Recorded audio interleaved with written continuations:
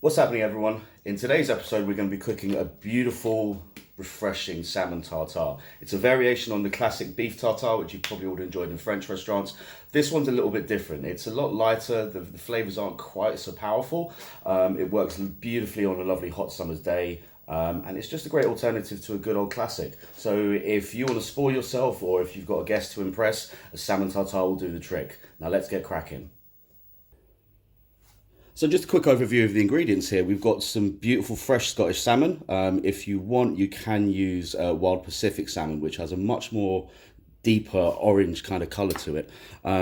Bit more flavour to it as well, but I'm going to go with the Scottish stuff because that was what was available in my fishmongers. We've got an egg yolk. Now, normally when you go into restaurants, the kind of eggs they'll use quail egg yolks. But seeing as we're making this at home, trust me, guys, I've watched some very, very experienced chefs try and separate the yolk from quail eggs, and let me tell you, it involves a lot of fiddling, a lot of mess, and even more swearing. So we're going to use a hen's egg for this one. But the bonus is, because we're using a hen's egg, you have to make a bigger tartare. Big shame, huh? We've also got a couple of capers just here. I'm only using three for one portion because you don't want any of these flavors that are happening here. You don't want anything overpowering the fish too much. There's going to be a lot of flavors happening in this dish, even though it's relatively simple to make. So you don't want anything that's kind of taking anything away from anything else. So 3 capers proportion. I'm not going to use all of this salmon here. I'm probably going to use about here. So again, in a lot of Japanese restaurants, what you'll find is they'll use this section here for your sashimi. They'll use probably this section here for your sushi rolls and stuff like that. And then this bit at the end, the thinner bits, that's actually what normally makes up your salmon tartare. It's a good way of reducing waste, reducing food waste, and just making sure that you get something nice and tasty out of every part of the fish. For the sauce, I'm going to be using just a lemon and a lime. Again, a lot of restaurants might use yuzu. However, a lot of you probably can't get hold of that. So I'm just going to use a lemon and lime. It's something that everyone can pretty much get hold of here. I'm going to use a little bit of kikkoman soy sauce. Just, your bog standard stuff, standard thing. A little bit of that and some Dijon mustard. You can use English mustard if that's your preference, if that's what you've got. You can use that. You can also use wasabi if you so wish, but make sure your mustard has a little bit of a kick to it, whatever it is that you're using. You want a little bit of spice going on here.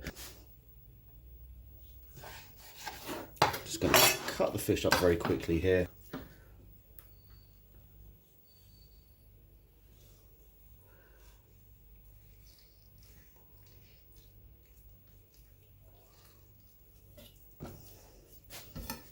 Skin off that one.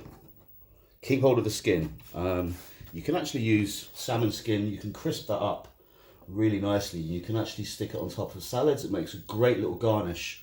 So yeah, keep hold of them. Don't throw it away. It's all food. It's all good. I'm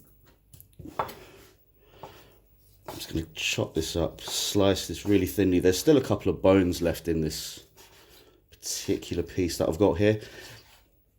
This is probably going to be enough for 1.5, possibly 2. But I'm going to be a greedy guy today, and I'm just going to have this all to myself because why not? I've deserved it. I think it's Friday, and let's spoil ourselves. So we're going to take our capers here, just mix that in, and we are literally just going to. You want to have either a meat cleaver or a knife like this. The reason I use a different knife here, again, Japanese chefs, when they are working with fish, they'll use a knife with a longer blade. I don't have a proper Japanese style knife at the moment, but at the same time, this one's good. But you don't want this edge here. They put this on usually knives with cheaper steel, and it's a way to kind of give the blade a bit of extra stiffness. But for cutting, for doing that we're going to be doing, you want something like a meat cleaver or just a good strong knife like this that's got a good amount of strength to it. And we are literally just going to do this.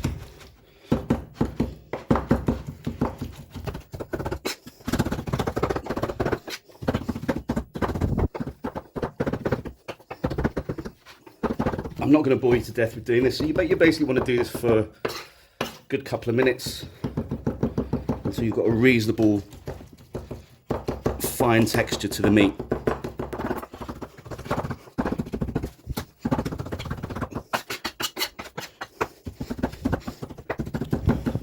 You might notice I haven't chopped up the capers in here. If you don't worry too much about it. If you do, it's nice, but it's not a necessity. I think this might be a bit, even for my greedy guts, I think this might be a little bit more than just for me. But if that's the case, I'll have some for breakfast. No big deal. Right, that's looking pretty good. You can kind of pick that up and shape it. You can do stuff with it. That's looking decent. That's really good.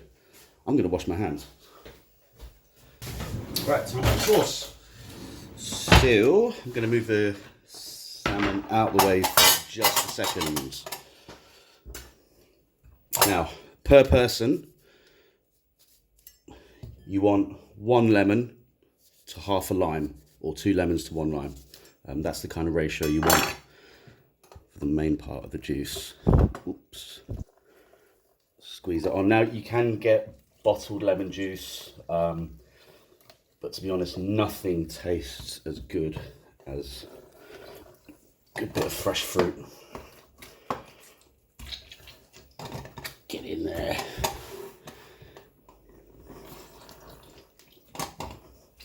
And here's a little trick. If your citrus fruit, if you've got lemons or limes and they've been sat out for a couple of days and they're feeling a bit hard, just soak them in a bowl of boiling water for about 2 minutes and that will soften them right up. And you can get more juice out of them. So that's looking good. Nice. Perfect. Citrus juice in there.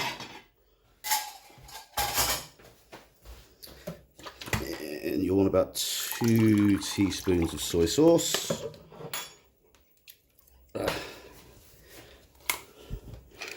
And our Dijon mustard, you'll want about a level teaspoon.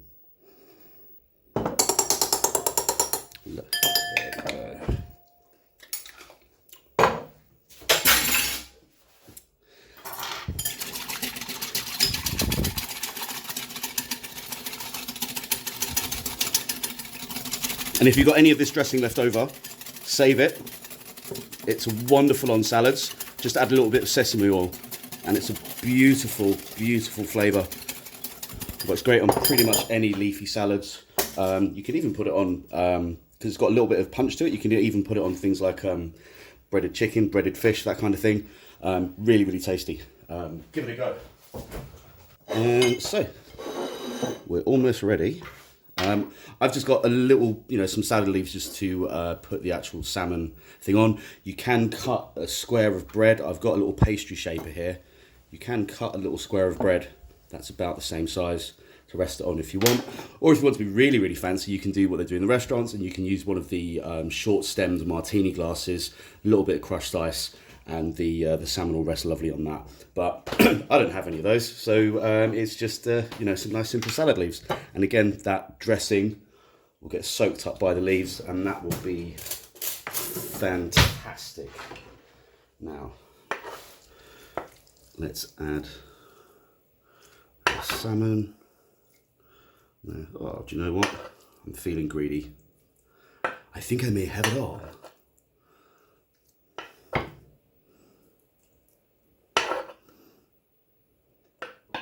If you don't have these little pastry shapers, you can get them from most baking shops, you can get them from supermarkets, homeware stores, and they're really cheap. They don't cost anything. And this is literally all we do. A bit of that.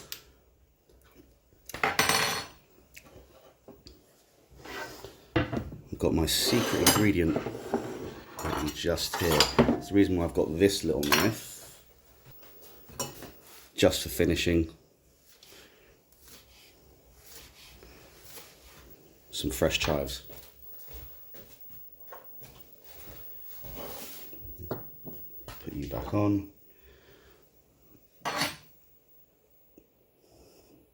egg yolk on the top. You can actually, I forgot this little trick, just make a little dip with the spoon and the egg yolk will just sit right in the middle. There we go. Bit of that. Bada bim, bada boom. Salmon tartare. And don't forget your dressing, of course.